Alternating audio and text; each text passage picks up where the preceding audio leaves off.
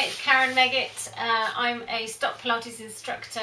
I live in Covington in Warwickshire and I teach in local village halls and one-to-ones, and I've been qualified for about 6 or 7 years now, so I love teaching Pilates, and I just wanted to share some ideas I've had with you. So for this bunch of exercises, it's just for the abs and you'll need a ball. Okay, we're good to go. I'll assume you've warmed up, don't just go straight into it. So this is for a little bit of back, but mainly abdominals, so be prepared. This was quite challenging. So I'm going to do about 6 to 8 exercises. If you want to do more, then you pause and just carry on. But it's just either for home use or for instructors to just get a few extra ideas. So here we go. I'm going to place that ball around about where the bra strap sits, so just under the shoulder blades, and it should feel very comfortable. And you shouldn't be sort of too low down or too high up. You kind of, hopefully you can see where it is there. You should be able to just wiggle it around. So first off, legs staying still, nice hip width apart, hands behind the head. We're going to go for a little back extension. So we're going to curl over that ball, look towards the ceiling, tuck the chin in, and then try not to pull on the neck. We're going to round up and over that ball. And again, so we curl over, look towards the ceiling, tuck the chin in, and then curl up nice and strongly. So when I'm teaching this, I tend to find that some people will do this or kind of pull on the neck and it'll be really uncomfortable. So you're going to cue it, or well, I cue anyway, it's up to you what you do obviously. You're going to kind of bring the ribs down and in and watch there's no pelvic tilt, because that's quite common as well. So we're getting those ribs down and in, down towards the belly button, and using those abdominal muscles to bring you up. I'm just going to do one more time and then we're going to add on in this position. So nice strong curl. Okay, same thing, we're going to go straight back. You need a bit of balance for this one. You're going to bring one leg up and you're going to curl up as straight as you can. And then we're going to roll back down. And we're going to swap legs. So there's no twist, because I actually find it's a bit harder to come up in a straight line than it is to go in that twist. So curl over, tuck the chin in, and then pull one leg up. So I think you're bringing the leg up to about hip width or hip height, in line with your hip. So we're not bringing it in too much and kind of curling into a ball. Staying there and then lowering it down. I'm going to do one more time each side. So really try and connect to those abdominals. Brace the abs as you come up. I should be feeling that now. Last one. Okay, on the next one, and again it's optional, I always add on in my classes. People choose their level. We're going to tuck the chin in. You're going to try and bring both feet off at the same time. Curl into a big ball. And then place one foot down first, then the other, rather than taking both feet down at the same time.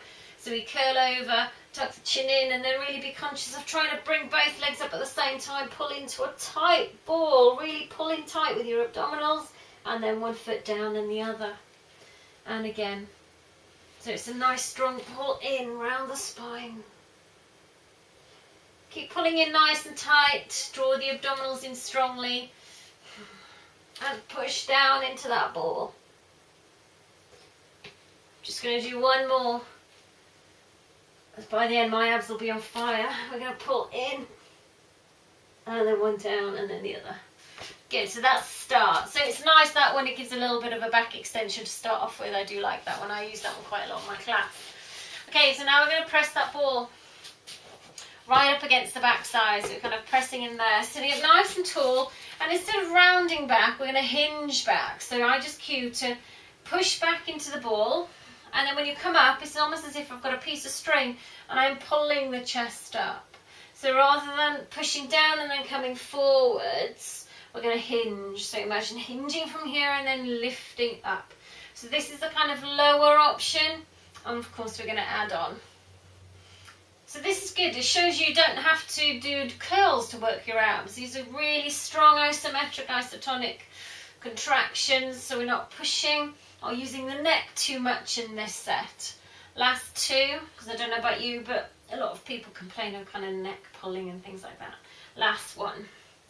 Okay, we're going to hold it back on this one. We're going to hold it back. We're going to do a little bit of a rotation, but it's from the shoulders. So we're going to pull the shoulder back. Lift up, push down into the ball and pull the shoulder back. So arms are staying straight. I always think it's more of a rotation up to the side rather than down. And again, so we lift and then pull the shoulder back. So nice strong rotation and pull. Just going to do a few more, because the next couple are a little bit different and a bit more challenging. Okay, last one. And we're going to go back to this one, just hinging forwards and backwards. But now on this one, we're going to take the hands by the forehead, which makes it a lot more challenging. When you go back, then you start to feel your abdominals switch off and on, and there's a little bit of a shake going on, but we try and keep it nice and controlled. Pulling in tight as you lean back. So, excuse me, you can do a couple more there. Push back, and then lift. One more time, push back, and then lift. Excellent. People need a bit of a rest because sometimes it can hit here. Then I may throw in some bum exercises. So lying back and getting the hips up and down. But just for this video, we're going to crack on. So we're going to take the arms up and we're going to chop down to the right hand side. And we're going to concentrate on the right. So push down on the ball, lift up. Push down on the ball and lift up. And it's a nice strong chop down to the side. So really think of slicing down, bringing the rib across. Last two, last one, and then adding on again. So now when you go back, we're going to kick the right leg up. I always say get it straight. It doesn't have to be high, but we want to try and get that leg straight. So we're really kicking up as we chop down. Last three, last two, last one, and chop. And little rest, then we go to the other side. So left side, and we're just chopping down. I don't know about you, but my participants will tell you I am rubbish at counting, so I'm aiming to do like 6 to 8.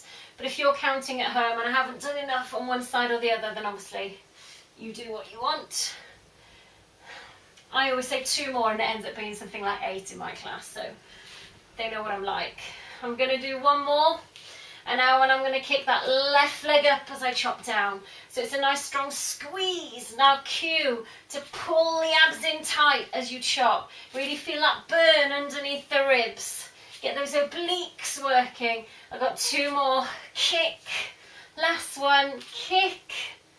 And relax. Whew. Okay, last little one here while we've got the ball. We're going to take it a little bit higher up the back. So now we're working a lot harder.